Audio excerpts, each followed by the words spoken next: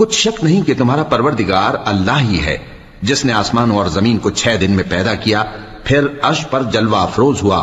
وہی رات کو دن کا لباس پہناتا ہے کہ وہ اس کے پیچھے دوڑتا چلا آتا ہے، اور اسی نے سورج اور چاند اور ستاروں کو پیدا کیا، سب اس کے حکم کے مطابق کام میں لگے ہوئے ہیں۔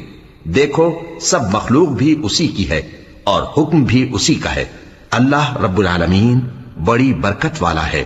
لوگوں اپنے پروردگار سے عاجزی سے اور چپکے چپکے دعائیں مانگا کرو، وہ حد سے بڑھنے والوں کو دوست نہیں رکھتا، اور ملک میں اصلاح کے بعد خرابی نہ کرنا، اور اللہ سے خوف رکھتے ہوئے اور امید رکھ کر دعائیں مانگتے رہنا۔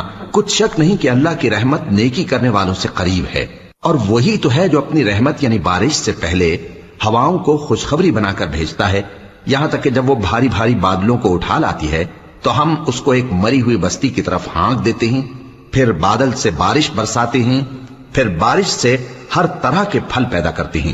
اسی طرح ہم مردوں کو زمین سے زندہ کر کے باہر نکالیں گے۔ یہ آیات اس لیے بیان کی جاتی ہیں تاکہ تم نصیحت حاصل کرو۔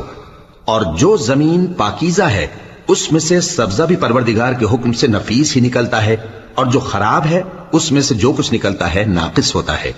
اسی طرح ہم آیتوں کو شکر گزار لوگوں کے لیے پھیر پھیر کر بیان کرتے ہیں۔